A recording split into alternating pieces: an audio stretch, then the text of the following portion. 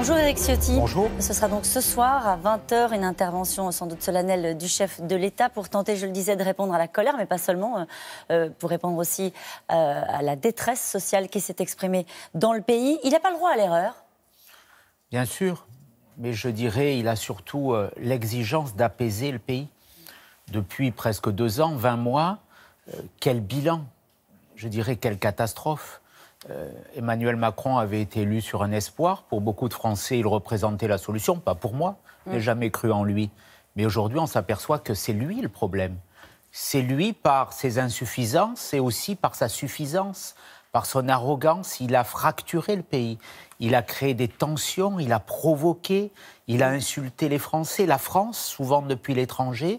Et aujourd'hui, il y a cette crise. Donc j'attends ce soir qu'il change radicalement d'attitude, une attitude personnelle, où il exprime enfin peut-être de l'empathie pour le peuple de France, et puis un changement d'attitude sur le fond, parce que sa politique est mauvaise, elle a échoué, et parce qu'elle a échoué, il faut en changer. Dites-moi Éric Ciotti, il ne porte pas un peu quand même votre échec à tous? Vous pensez sincèrement que ce qui se passe dans le pays aujourd'hui, la violence des images qu'on voit, qu'on n'avait pas vues depuis très longtemps, c'est 18 mois? Non mais si vous le pensez sincèrement, il faut le dire. Je le dis parce que c'est sa politique. C'est sa politique qui est responsable aujourd'hui de cette situation. C'est pas l'échec de l'ensemble de la classe politique. C'est son incompréhension, c'est son attitude aussi.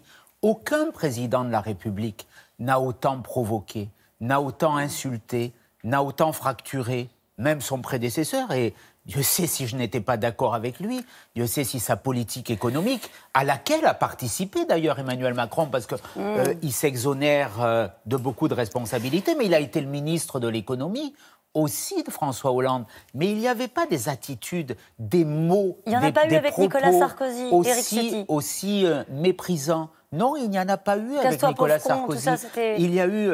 Nicolas Sarkozy a eu des attitudes en face à face, avec une personne, dans le cas que vous indiquez. Il n'a pas attaqué son peuple, il n'a pas en permanence, et encore une fois, je le dis, ce qui m'a souvent le plus choqué, c'est ses propos sur les Gaulois réfractaires depuis l'étranger, sans prendre à sur cette l'ensemble du pays. repentance, sans prendre à ce qu'est la France, si bien qu'on se demande si Emmanuel Macron aime la France. Et on voit le bilan aujourd'hui. Vous avez des doutes sur le fait que le président de la République aime la France? J'ai des doutes sur son comportement. Quand on est président de la République et quand on est élu sur l'illusion du rassemblement, parce que ce à quoi ont cru les Français, aidés, il faut bien le dire, par certains, c'était le rassemblement. C'est ni droite ni gauche. On se rassemble tous, or ce pouvoir, on le vit à l'Assemblée nationale. Il est sectaire, il n'écoute pas les oppositions, il n'écoute pas les corps intermédiaires. Alors aujourd'hui, on les appelle un peu au secours. C'est une forme de mea culpa, j'en prends acte, mais justement, on va voir le résultat. Sur les mots, vous attendez de la part du chef de l'État, on va parler du fond, parce que je pense que les Gilets jaunes, ils attendent aussi du sonnant et du trébuchant. Vous attendez des excuses de la part du président de la République? J'attends surtout qu'il change d'attitude, je le redis. D'accord, pas des mesures concrètes, qu'il arrête avec le baratin, les entourloupes. C'est lui-même qui a utilisé ce mot pour désavouer Édouard Philippe. Ça fait 1 mois qu'en gros, il a l'attitude de Marie-Antoinette. Le peuple réclame du pain, il leur dit, on va leur donner de la brioche, les mesures sur l'achat des véhicules. Alors on y vient concrètement, qu'est-ce que vous attendez? Est-ce que vous attendez, Éric Ciotti, s'il vous plaît, des mesures concrètes pour les retraités? Bien sûr. On a fait des propositions avec les Républicains, autour de Laurent Wauquiez et de Christian Jacob à l'Assemblée nationale, des mesures très simples. Revenir sur l'augmentation de la CSG pour les retraités. C'est une perte de pouvoir d'achat pour 9 millions de Français et c'est une rupture d'une forme de contrat moral. Les retraités ont travaillé toute leur vie, ils arrivent au moment de leur retraite et on leur fait baisser la retraite. Nous demandons également une mesure très simple, c'est celle de l'augmentation du pouvoir d'achat, notamment avec les heures supplémentaires défiscalisées. Nous demandons des mesures très concrètes, très précises, aujourd'hui, parce que les retraités ont subi ces injustices, ceux qui travaillent subissent au quotidien ces injustices, il faut que le travail paie. Le travail d'hier pour les retraités, le travail d'aujourd'hui. Et nous demandons, nous l'avons fait, un Grenelle des impôts et des taxes, parce qu'il faut aussi regarder la question de l'impôt sur le revenu. Et puis sur les retraités, je rajouterai le retour à l'indexation, parce que c'est 3 milliards d'euros de perte de pouvoir d'achat. Vous parlez des baisses d'impôts, Éric Ciotti. Les baisses d'impôts pour tous ou pour les classes moyennes? Faut-il une mesure symbolique de justice fiscale? Faut-il donner l'impression, et même pas que l'impression, que les plus riches vont payer? Moi, ce qu'il faut, c'est que le travail soit récompensé. Ça, c'est ce que dit Emmanuel Macron. Oui, mais c'est ce qu'il ne fait pas. D'où la colère dans la rue. Il faut que ceux qui travaillent, éventuellement ceux qui veulent travailler plus, d'où la mesure sur les heures supplémentaires, mais d'où les mesures aussi sur le temps de travail que nous avons proposées au niveau des Républicains, puissent permettre d'avoir un gain de pouvoir d'achat. C'est ça la responsabilité. Comment on fait pour retisser le lien? On voit bien que ce sont même nos institutions, le fonctionnement des institutions qui sont contestés aujourd'hui par les Gilets jaunes. Est-ce qu'il faut des mesures symboliques sur la manière d'exercer le pouvoir? Est-ce qu'il faut des mesures fortes? Vous avez, votre parti, parlé de référendum pour donner le sentiment à ces Français qui ne se sentent pas représentés, y compris par des élus dont vous êtes, qu'ils peuvent participer au débat public. Est-ce qu'il y a besoin de quelque chose de fort là-dessus? Le référendum est une piste. Le référendum d'initiative populaire, il avait été introduit dans la Constitution par Nicolas Sarkozy.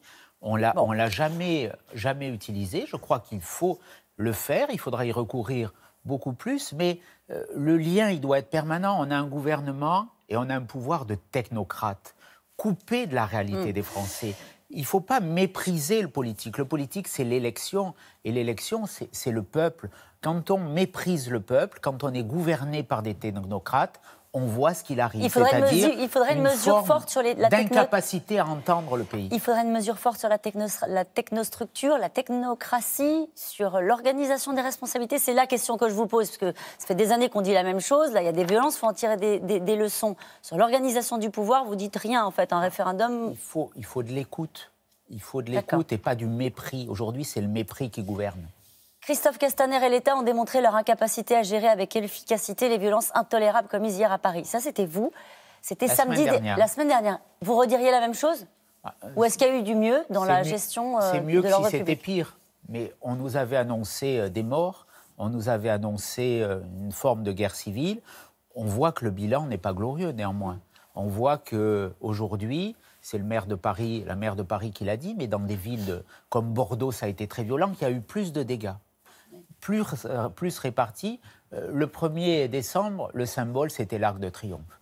Il y a eu des erreurs, et Christophe Castaner les a reconnues, des fautes majeures en matière de maintien de l'ordre. Là, on a écouté un peu plus les policiers. On était dans des ordres absurdes donnés par le ministre, notamment cette fan zone aux Champs-Élysées, qui a fait que les forces mobiles, et comme leur nom l'indique, doivent bouger, étaient statiques. Oui, mais vous m'avez posé une question. Oui, j'entends bien, mais est-ce que la question c'était sur le bilan de ce week-end. Est-ce que vous diriez que le bilan était plus positif en termes de maintien de l'ordre? On ne va pas refaire le... Le bilan, il est inquiétant. Il y a des commerces saccagés, il y a une activité économique qui est en péril. Donc il faut que l'ordre revienne dans le pays.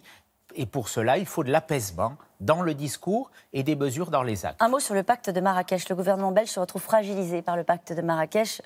Donc c'est un pacte de l'ONU sur les migrants, qui est devenu un sujet qu'on retrouve notamment sur les forums des Gilets jaunes. Vous avez dit plusieurs fois qu'il ne fallait pas que la France le signe. Visiblement, elle va le faire. C'est un scandale démocratique, je le dis. Vous parliez du lien avec la France, avec le peuple, du gouvernement. Aujourd'hui, on engage la France dans un texte majeur qui va, à terme, enlever des prérogatives de souveraineté, contrairement à ce qu'on nous dit. C'est pas ce qui est dit. Oui, contrairement à ce qu'on nous dit, parce qu'on nous dit « mais ça ne sert à rien ». Il y a des mauvaises mesures, notamment les mêmes droits sociaux pour les migrants que pour les nationaux, mais on nous dit « oui, il y a ces mauvaises mesures, mais ce n'est pas contraignant ». Donc, si c'est dangereux et que si ça ne sert à rien, pourquoi on le signe? Un tiers des pays européens ont refusé de le signer et la France, sous la signature d'un obscur secrétaire d'État, va engager notre nation. Un tiers des pays européens refusent de le signer. Le gouvernement belge vient de tomber. En France, on a légiféré la semaine dernière sur la fessée. Et on ne veut pas un débat au Parlement sur les questions migratoires. On va sanctionner les journalistes, vous peut-être demain, si vous critiquez les politiques migratoires. Ce qui se passe est un véritable scandale démocratique et personne, aujourd'hui, ne réagit au sein du gouvernement à la demande de l'opposition d'avoir un vrai débat devant le pays et un vrai débat à l'Assemblée nationale. Merci beaucoup, Éric Ciotti.